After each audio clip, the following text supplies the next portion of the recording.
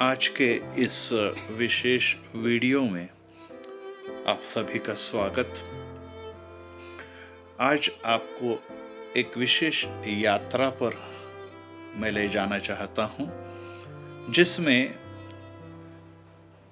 प्रेरितों के बलिदान और रक्त साक्षी कुर्बानी इसके द्वारा किस प्रकार से मसीही विशेष करके क्रिश्चियनिटी की स्थापना हुई और इनके शहादत के द्वारा आज जो दुनिया का सबसे प्रमुख धर्म है वह किस प्रकार से विकसित हुआ। कहा जाता है वह कि क्रिश्चियनिटी उनके संतों के द्वारा, उनके अनुयायियों के द्वारा रक्त को सींचकर आगे बढ़ा है। आज हम इस वीडियो में इन संतों के चित्र देख रहे हैं, जो संत थोमा, जिसे हम सेंट थॉमस कहते हैं, कि शहादत स्थल पर बनाए गए इस मंदिर में से लिए गए हैं, जिसके बारे में मैं विस्तार से आपको अंत में बताऊंगा। लेकिन परमेश्वर का वचन इस प्रकार से कहता है कि इससे बड़ा प्रेम कोई नहीं कि कोई अपने मित्रों के लिए प्राण दे। यस, प्रभु यीशु मसीह ने हमें मित्र कहा है और हमारे लिए अपने प्राण दिए हैं। इस वीडियो में आप यहाँ पर देख रहे हैं कि किस प्रकार से संत थोमा को शहादत प्राप्त हुई और वे इस भाले के द्वारा मारे गए और भारत देश के इस चेन्नई शहर में इनका यह स्मारक और कब्र इसकी निर्मित हुई है। परमेश्वर का वचन यह भी कहता है मत्ती 16:24-25 में, यदि कोई मेरे पीछे आना चाहे तो वह अपने आप से इनकार करे और अपना क्रूस उठाकर मेरे पीछे हो ले, क्योंकि जो कोई अपना प्राण बचाना चाहता है वह उसे खोएगा। और इसी प्रकार से हम देखते हैं कि इस शिष्यों के जो आगे जाके प्रेरित कहलाए हैं, उन्होंने अपने प्राण से बढ़कर प्रभु यीशु मसीह के सुसमाचार को फैलाना यह अपना कर्तव्य, जवाबदारी समझकर वे विविध देशों की यात्रा पर निकल पड़े। रोमी 12:1 में इस प्रकार से कहा है, अपने शरीरों को जीवित, पवित्र और परमेश्वर को भाने वाला बलिदान करके चढ़ाओ। और फिलिप्पियों 2:17 वचन में कहा है, और यदि मैं तुम्हारे विश्वास रूपी बलिदान और सेवा पर अपना लहू भी बहाऊं तो भी मैं आनंदित होता हूं। जी हाँ, जब हम इन स्थलों को देखते हैं तो हम आश्चर्यचकित रह जाते हैं कि इन संतों ने अपना संपूर्ण परिवार, अपना देश, इसका सिर्फ त्याग नहीं किया, बल्कि अपने जीवन को भी प्रभु यीशु के लिए समर्पित कर दिया। यहाँ तक कि उन्होंने अपने प्राण की भी परवाह नहीं की। और परमेश्वर का वचन ये कहता है मत्ती 5:10-12 तक कि धन्य है वे जो धार्मिकता के कारण सताए जाते हैं, स्वर्ग में तुम्हारा बड़ा प्रतिफल है। और इस प्रकार से जब इन स्थलों को, इन चित्रों को और हम जब देखते हैं तो हमें इस बात का एहसास हो जाना चाहिए कि सही में आज जो हम खुद को मसीह कहते हैं, क्रिश्चियन कहते हैं, उनको इस मुकाम तक पहुंचाने के लिए, उन्हें सत्य के मार्ग पर चलाते हुए इस भव्य मंदिरों को उभारने के लिए प्रेरित करने के पीछे संत थॉमस और अनेक अगिनत संतों की कुर्बानी और बलिदान यह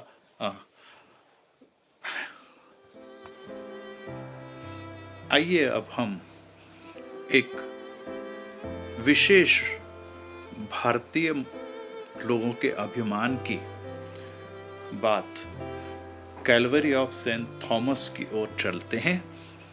Saint Thomas Mount Church Chennai, जिसे तमिल में पारंगी मलाई भी कहते हैं, ऐसी मसीहों की मान्यता है कि संत थोमा 72 एडी में इस पहाड़ी पर शहादत। अब हम Saint Thomas Mount National Shrine Chennai में पहुंचे हैं और इसका एक बड़ी ही खूबसूरत गोल्डन आर्क और के बारे में यह जाना जाता है।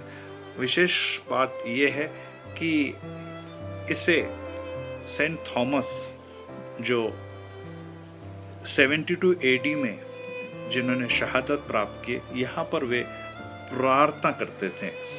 ये 300 फीट ऊंची पहाड़ी पर बना हुआ है और जिस पर 160 सीढ़ियां चलकर जाना पड़ता है और इस पुरानी इमारत के में सेंट थॉमस की प्रार्थना करने की वह जगह थी और वो पहाड़ी के नीचे है, गुफा में है और उस पर ही आज ये जो बेसिलिका आपको दिखाई दे रहा है वो बनाया गया है।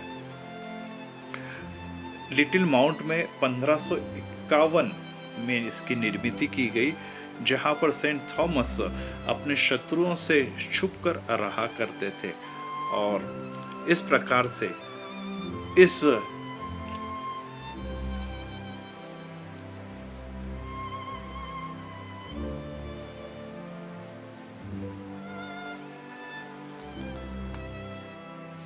इसकी खास बात यह है कि सीढ़ियों से चढ़ने के पश्चात यहाँ से चेन्नई शहर का नज़ारा व एयरपोर्ट का खूबसूरत नज़ारा भी हम देख सकते हैं। कहा जाता है कि यहाँ पे संत थोमा की उंगली की हड्डी का टुकड़ा और ब्लीडिंग क्रॉस यह भी रखा हुआ है। ये जो चर्च हम देख रहे हैं ये बेसिलिका है जो नए चर्च के रूप में यहाँ पर प्रस्तापित किया गया है और इसे पुर्तगालियों ने 1523 में बनाया है और ये चेन्नई के सबसे पुराने चर्च में से एक है।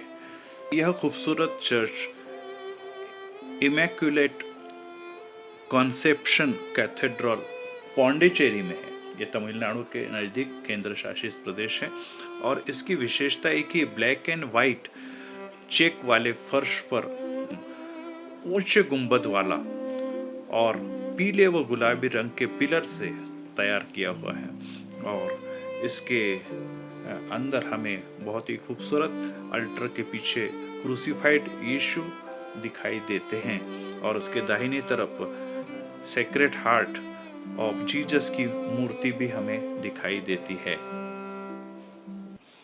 एक और पौंडीचेरी का खूबसूरत church Our Lady of Angel Church जो 1738 में स्थापित किया गया है और ये पौंडीचेरी का सबसे पुराना चर्च है। यह फ्रेंच लोगों ने बनाया है, ये फ्रेंच चर्च है और 1761 में ब्रिटिश लोगों ने तोड़कर दोबारा इसकी संरचना की है और यह भी बहुत ही खूबसूरत पिंक व येलो रंग से तैयार किया हुआ चर्च है।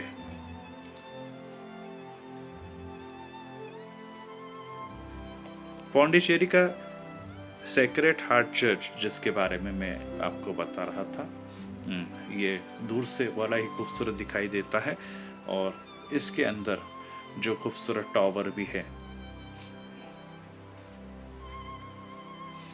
वापस हम चेन्नई के इस चर्च का खूबसूरत नज़ारा देख रहे हैं। सेंट मैरी चर्च जो फोर्ट सेंट जॉर्ज चेन्नई में है और ये ऊंचा खूबसूरत सफ़ेद स्टीपल जिस पर एक क्रॉस बना हुआ है, ये खूबसूरत चर्च है और यह 1680 एडी में भारत के सबसे पुराने एंग्लिकन चर्च के रूप में दिखाया जाता है। और इस चर्च की खूबसूरती का नज़ारा आप देख रहे हैं।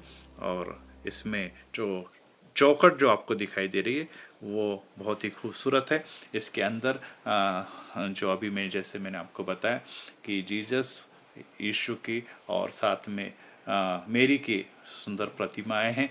और इसको जब हम देखते हैं तो हमारा मन स्थापत्य कला और इसकी खूबसूरत बनावट, जिसमें पिंक, येलो और ब्लैक एंड वाइट इसका सुंदर कॉम्बिनेशन दिखाई देता है। और इससे हम सही में बहुत ही प्रसन्न हो जाते हैं कि इस प्रकार की कलाकृति भारत में आज से लगभग 600-700 साल पहले मौजूद थी। यहाँ बड़े भक्ति भाव से लोग हर रोज एकत्र होते हैं, जिसमें बहुत सारे पर्यटक भी होते हैं। 1526 एडी में बनाया गया है ये खूबसूरत चर्च, जो काफ़ी पुराना चर्च है, जो हम चेन्नई में देख सकते हैं। National Shrine of Saint Thomas Cathedral Basilica में अब हम चेन्नई में प्रवेश करते हैं। ईस्वी सन 1523 में पोर्तुगीज लोगों ने इस चर्च को यहाँ पर बनाया है और इसे सेंट थोमा की कब्रगाह के रूप में भी जाना जाता है। और बाद में इसे फिर से 1893 में ब्रिटिश लोगों ने इसे और आगे बढ़ाया। और इस प्रकार के खूबसूरत चर्च में जब थोमा भारत में थे ईस्वी सन 72 में चेन्नई में, और जिसे मद्रास भी हम कहते हैं, वे शहादत प्राप्त करने के पश्चात लगभग 500 साल के पश्चात इस चर्च को बनाया गया है। और यह दुनिया के प्रमुख 3 चर्च जिसमें सही मायने में जो प्रेरित थे उनकी कब्र के ऊपर निर्मित किए हुए चर्च है, उनमें से ये एक चर्च है। और इस चर्च के खूबसूरती के बारे में तो क्या कहने। और आप लोग जानते हैं कि पौंडीचेरी में फ्रेंच तो चेन्नई में पोर्तुगीज लोगों ने इस खूबसूरत चर्च को बनवाया है। जब हम इन चर्च को देखते हैं तो हमारा मन धार्मिकता और विश्वास के साथ भर जाता है कि कितनी अनुपम परंपराएं और प्रथा थी। और जिसमें सेंट थॉमस, इस चर्च में जब आप जाएंगे तो सेंट थॉमस के विविध कार्य व चमत्कार की जानकारी भी हमें प्राप्त होती है। और जब इस चर्च के ऊंचे ऊंचे मीनारों को, कंगारों को हम देखते हैं तो हमें इस बात का एहसास होता है कि यहाँ पर रखे गए और कब्र में आज सोए हुए सेंट थॉमस के महान कार्य किस प्रकार थे। आज यद्यपि वे प्रभु के पास सुरक्षित थे और अपना कार्य पूरा कर उन्होंने अपने सेवा कार्य के बाद एक महान प्रतिफल प्राप्त किया है। हमें भी यही कार्य में आगे बढ़ना। अब हम प्रवेश करते हैं सेंट थोमा कैथेड्रल बेसिलिका चेन्नई में। यह संत थोमा का मकबरा है, ऐसी मान्यता है। और जैसे मैंने शुरू में बताया कि यहाँ पर उनका पार्थिव शरीर दफन किया था, यहीं वे शहीद हुए थे। और यहीं पर वो प्रसिद्ध चर्च जो मकबरे पे या कब्र पे बने हैं उनमें से ये एक चर्च है। 16वीं सदी में पुर्तगीज लोगों ने संत थोमा की कब्र यहाँ पर बनवाई थी। और बाद में अंग्रेजों ने नियो गॉथिक शैली से यह खूबसूरत चर्च बनाया है, जिसका शिखर 155 फीट ऊंचा है, जो काफी दूर से दिखाई देता है। इसके रंगीन कांच जिन पर बाइबल के खूबसूरत दृश्य बने हैं वो देखते ही बनते हैं। इसके बड़े बड़े क्रिस्टल्स, झूमर, ये भी आज आकर्षण के केंद्र है। यहाँ पर एक वेदी पर, जैसे आपने देखा, यीशु की मूर्ति और सुनहरी सजावट भी देखी जा सकती है। पेरम्बूर चेन्नई की पहचान बन चुका सेंट मेरीज को कैथेड्रल चर्च का नज़ारा आप देख रहे हैं। ये रास्ते के बीचों बीच है, लेकिन एक समय में 19वीं सदी में जब ये चर्च बनाया गया था, तब यहाँ इस प्रकार के ट्रैफिक या रोड या रास्ते नहीं थे। और लगभग 19वीं सदी में निर्मित ये चर्च की नई इमारत फिलहाल बन रही है, और ऊपर जो शिखर दिखाई दे रहे, जो टावर दिखाई दे रहे, जिस पर क्रॉस लगा है, उसमें मेंटेनेंस का कार्य भी अभी इन दिनों में चल रहा है। आप कहेंगे कि हम सिर्फ ऐतिहासिक बातें या पुरानी बातें दिखा रहे, नहीं। ये प्रेयर टावर जो चेन्नई में है, जिसे डीजीएस दिनाकरन ने बनवाया था, और ये आज विश्व भर में अपने विशेष करके जीसस कॉल मिनिस्ट्री के लिए पहचाना जाता है। यह उसका मुख्यालय है। यहाँ पर ये प्रार्थना गृह दिखाई दे रहा है, यहाँ पर लोग एकत्रित होकर प्रार्थना करते हैं। नीले कांच की ये बिल्डिंग, जिसमें जुड़े हुए हाथ यहाँ के सिंबल के को प्रदर्शित करता है, और पूरे रात दिन 24 घंटे यहाँ पर प्रार्थनाएं चलती है। आइए अब हम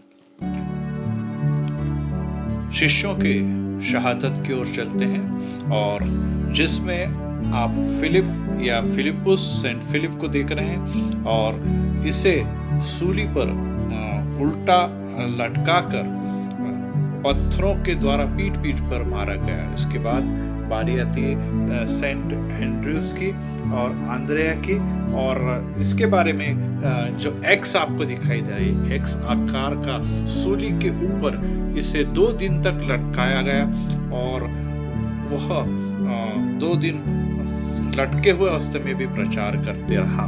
उसके बाद आता है मत्ती, जिसको हम मैथ्यूस कहते हैं, और इस मैथ्यू के बारे में हम लोग जानते हैं कि चुंगी लेने वाला था, और इसे तलवार के द्वारा दिखाई दे रहा है, तलवार के द्वारा और भाले के द्वारा इथोपिया इस राष्ट्र में इसे कुर्बान देनी पड़ी। इसके पश्चात पतरस की तरफ हम बढ़ते हैं, और ये प्रभु का सबसे पसंदीदा, जिसके ऊपर मंडली की स्थापना की गई, उस पतरस के बारे में हम लोग जान रहे हैं। और ये जो पतरस है, इसे भी उल्टा टांगा गया, क्योंकि उसने कहा कि प्रभु के जैसे मेरे में मरने की अपेक्षा नहीं है। पतरस के बाद आता है सेंट जेम्स, जिसे हम कहते हैं याकूब, और जब्दी का पुत्र याकूब, और इसे भी गर्दन काटकर, सिर काटकर शहीद किया गया। यरूशलेम में 44 एडी में इसकी शहादत के बारे में जानकारी मिलती है। उसके बाद आते सेंट जूड यहूदा। इसके बारे में अगर हम कहें तो ये जूड के बारे में हम कहेंगे कि ये यहूदा तद्दई के नाम से जाना गया। इसे डंडे से पीट पीट पर कुल्हाड़ी के द्वारा इसे शहीद किया गया, रक्त साक्षी किया गया। इसके बाद आता है बर्थलमय, और ये बर्थलमय जिसके बारे में हम लोग परिचित हैं कि ये यहाँ पर इसकी चमड़ी जो है वो पूरी खींचकर अलग की गई, और फिर उसके बाद इसका सिर काटकर आर्मेनिया राष्ट्र में इसे शहादत या रक्त साक्षी के रूप में दिया गया। बर्थलमय के बाद आते हैं शिमोन, या जिसको कहा जाता है, और ये शिमोन जो था वो प्रभु का महान सेवक था, और इस सेवक के बारे में कि आरे से इसके 2 टुकड़े किए गए। शिमोन के बाद आता है छोटा याकूब, सेंट जेम्स, जो अल्फी का बेटा था, और इसे मंदिर से धक्का दिया गया, और उसके पश्चात डंडे से पीट पीट कर इसे मारा गया, और इस प्रकार से ये फारस में इसको शहीद हुए। और उसके बाद आते मत्तयास, जो 12वां शिष्य कहला गया। इसे तलवार से मार कर सिर काटा गया, पत्थरों से इस पर अटैक किया गया, और इसी प्रकार से मत्तयास को यरूशलेम में शहादत प्राप्त हुई। और ये सभी शिष्यों के बारे में जो हम जानते हैं, तो हमें इस बात की जानकारी प्राप्त होती है। सेंट थॉमस, जिसको हम बड़े सम्मान के साथ भारतीय मसीही समाज देखता है, क्योंकि इस समाज के लिए भारत देश में शहादत या रक्त साक्षी का अवसर इसे प्राप्त हुआ। और इस प्रकार से जब इन 12 शिष्यों की तरफ हम जाते हैं तो हमें इस बात की एहसास होता है।